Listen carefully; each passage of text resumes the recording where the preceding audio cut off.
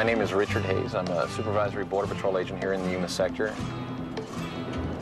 The United States Border Patrol's primary mission is now to prevent terrorists and weapons of mass destruction from entering the United States, as well as to continue on with our traditional mission of enforcing our country's immigration laws.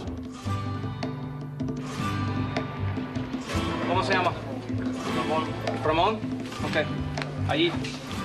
Yuma, Arizona is home to the busiest Border Patrol station in the United States. Last year, agents in the sector arrested over 138,000 people who tried to cross into the U.S. illegally.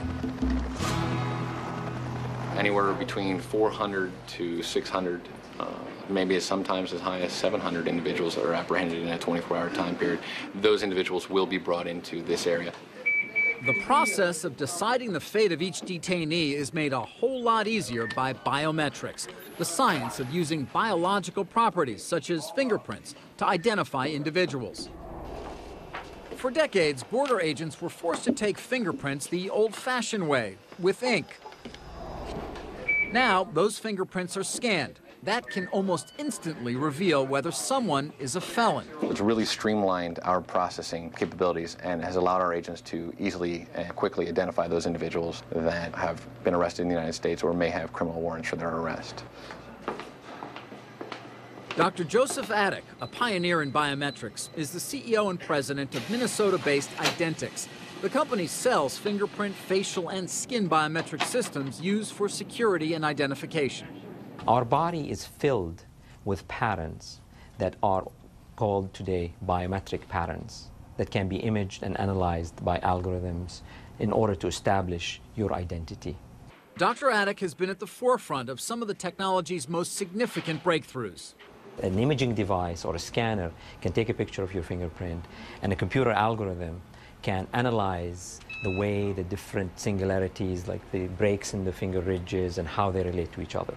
So it allows law enforcement to look back in their data and records through a computerized system. Prior to us utilizing biometrics, it would actually require us to search records telephonically or over the computer based on the individual's name and date of birth. Individuals would commonly use aliases, and it would make our job much more difficult. What took days, weeks, or even months now occurs in about 5 minutes.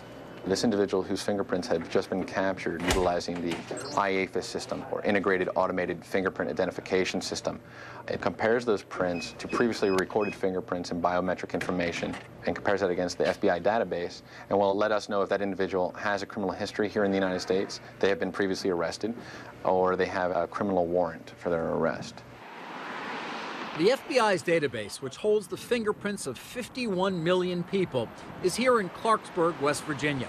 The center processes about 70,000 prints a day, 5,000 of them from the U.S. Border Patrol. They come into this server, which is our AFIS server.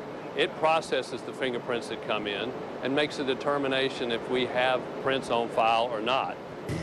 And we process those 5,000 prints and turn them around in approximately 30 seconds back to the sender. You can only imagine if we had to physically send in the fingerprints, what that would entail. But these are basically dots and dashes, like any type of digital information. The dots and dashes leave the FBI server and return to Yuma in the form of valuable information. His fingerprints have indicated, after being compared with those on file with the FBI, that he has been previously arrested in the United States for domestic violence. This individual could possibly be set up for criminal prosecution based upon his criminal history here in the United States. You lift your fingers. Biometrics is not just used to identify criminals at the border. Very nice teamwork. Andrea LaRosa is a special education teacher in the Macomb County Intermediate School District in Michigan. They're fingerprinting everybody. As far as I know, they're going to be stored in a database with just some general background information, how much I weigh, what's my height, what's my gender, and that kind of thing. And it doesn't bother me. You never know who's going to be out there. We got to protect our students and our kids. Absolutely. Teresa Pomeroy is the Human Resources Supervisor in Macomb. Pomeroy says the prints are crucial to determining if an employee has a criminal record. The one advantage, certainly, is there's a 3 to 5 day turnaround. Before, we used to offer a position conditionally, because with the ink prints, we would wait 4 to 6 weeks. Macomb is one of many school districts amassing biometric fingerprint databases. Such databases have also become popular in corporate America, particularly in the banking and securities industry. And it's not just fingerprints. Some of the more recent patterns that have become very useful in establishing human identity include the iris of the eye. And even more recently, it was discovered that the human skin, the face, the texture of that skin is very unique. You can look at the face as a canvas, and the texture of that canvas can establish your identity. Today, biometric facial recognition is becoming an everyday occurrence at departments of motor vehicles. There are today about 15 or 16 states that have facial recognition in order to ensure the uniqueness of the identity before they issue the driver's license. The State Department. The U.S. Department of State uses facial recognition against 50 million records to check for fraud. It is an inventor's dream come true. The international arrival gates at some airports. The last frontier is going to be basically allowing people to travel unobstructed, unhindered, simply using their trusted identity.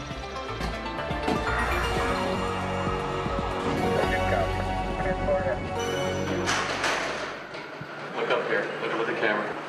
The Pinellas County Sheriff's Department, whose jurisdiction includes St. Petersburg and Clearwater, Florida, was the first in a growing number of law enforcement agencies across the country using facial recognition biometrics to identify criminals.